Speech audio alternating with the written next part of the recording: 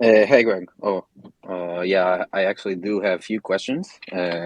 First, how are you today? Doing well. Hey, Tiny. Great. Hi.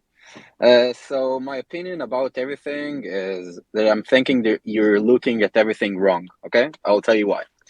Mhm. Eventually, let's say the retail investors, when they're investing in a cash, they don't really have the use case to use the AKT and to preserve and not dump the, let's say, the tokens. Okay, I'm looking at it in a different perspective.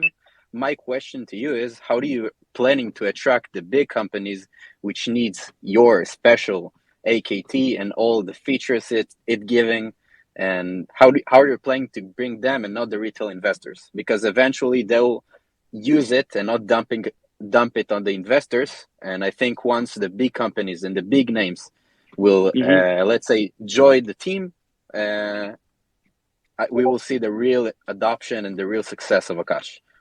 It's a good question. So your question is, what are we doing to attract large companies to use Akash? Exactly. Large Web2 companies to use Akash. Hmm. Yes. So um, that's essentially where we are going, right? Let's be honest and true to where Akash is right now, and Hmm. let's look at what is attractive to the Web2 companies, right? So Akash right now is um, very basic uh, uh, platform in the sense you can run an ephemeral workload. Now we have persistent storage, but even that, you can run workloads, you can store the workload, and then you can orchestrate it. I mean, we have about 30 providers, which is not less, but we have, it's small enough, right? Just to get the product market fit. So Hmm. the biggest priorities right now is product market fit. Do we have providers that are actually making money? uh, are the users willing to use the product in a usable way? Is the retention high? Is the adoption high? Right? Fundamentals first before you can get into like big bucks. If you can't walk, you can't run. Right? Yeah.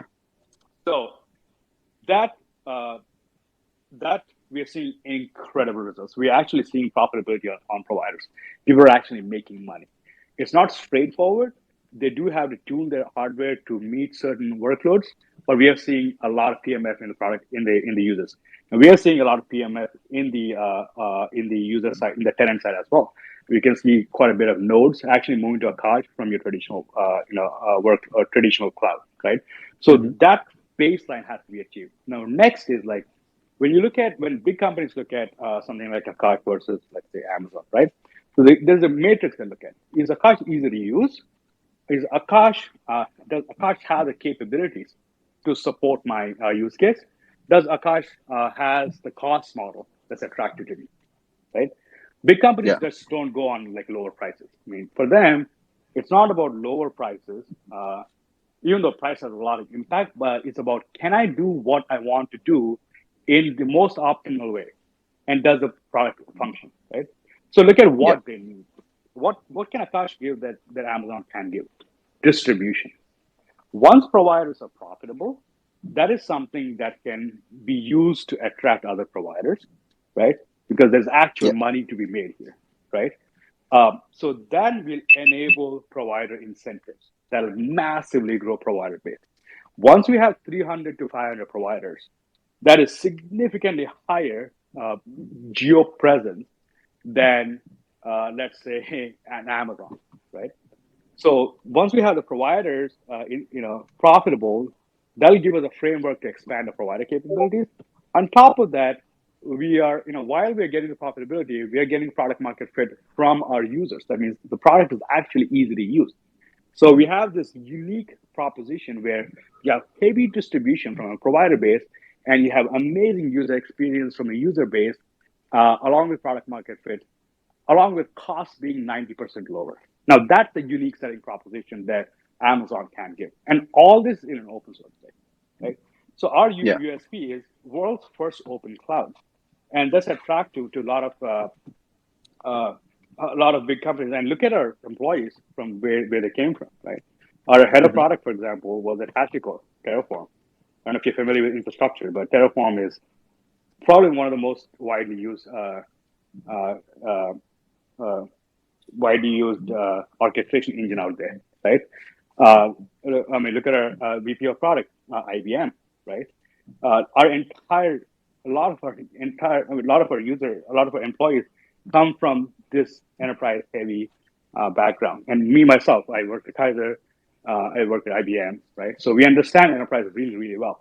We also understand before you go put yourself in front of enterprises, you Hmm. need to nail these USPs or unique selling points. So our USP is better, cheaper, faster. How is it faster? Low latency delivery using 500 or 1,000 nodes across the world. That's a very unique property for Akash, right? But in order, before Yeah. that happens, before we can run, we got to walk. We got to show this is profitable, right, to providers, right? And we have all these calculators, we have all these like optimization providers we need to do to get to profitability, right? So, Yeah, like, but is it, yeah. sorry for interrupting, but before you go even to the big names, you can start working on the smaller businesses. Let's say I'm not talking about like IBM, I'm not talking about AWS. You can start working with low income businesses that can, let's say, promote the marketing and the purpose of the actual product, and then you attract more bigger companies when they'll notice all the features and how easy it is to use. Because eventually there is no reason that other companies wouldn't use right now the AKT product. You feel me? Well, Because that's what I'm proposing. We're not going after big companies right now. We're going after mhm. smaller companies. We're going after Web3 first, and then Web2 smaller companies No, that need to save money. I'm not talking about crypto project. I'm talking about real businesses in the world. Let's say I don't know, like um, ma- bicycle manufacturer. I'm just like throwing names. You feel me? It's not only about the crypto projects. Right. It's So either SMB, if you want to qualify a SMB business, right? So you need something of valuable to them, right? So an Mhm. SMB's business is spending, let's say, $1,000 a month on cloud, right? So Yeah, we go to them and be like, hey, instead of spending $1,000, spend $100, save nine hundred hmm, dollars. Is that valuable to you? What do you think the answer is going to be? Some might say like, sure. yeah, it's valuable, great. Yeah, But a lot of times people, I mean, the cost difference has to be significant for people to like for to it to agree with matter, you and right? So a change. lot of it, like bicycle manufacturers, for example, right? They're using a WordPress website. They're paying like $10 a month. For them, if I go and be like, hey, you're going to save $9 a month, moving to Akash. Oh, by the way, you got to do all this work. You know, Yeah, like, yeah. do you But think it's going to be eventually, unique selling? Yeah, yeah, eventually they'll come, right? Eventually they yeah, come. yeah. The point, But yeah, it's everything is selling. You need to sell it to them for them to use it. They might not like it at the first time, but if you sell them the product good enough, they will take it. It doesn't matter right, if your product is more expensive or more cheaper. If you approach to the correct way to the correct customer, they'll use it. They'll try it. I don't know if they'll use it for the longer run, but they'll try it. And right. So I that's why think I'm this saying the is user experience has to be phenomenal, right? So that's why yeah. we are investing in user experience. We have an entire front end team building that user experience. So a Joe Mhm. working at a bicycle shop can be like, oh, this is actually easy to use. It's not only cheaper, Mm. it's actually easy to use, right? Yeah. Right now, Yeah. user experience on a couch is not that great. Now, I'll be like very Mhm. open and honest. I mean, we're improving a lot, but Akash has been built for developers, not for normal users, not for Joe Yeah. working at a bicycle shop. Akash is Yeah. getting there, right? In that, like, we have the Yeah. next, like, next few months to work on retention and improve Mhm. adoption, right?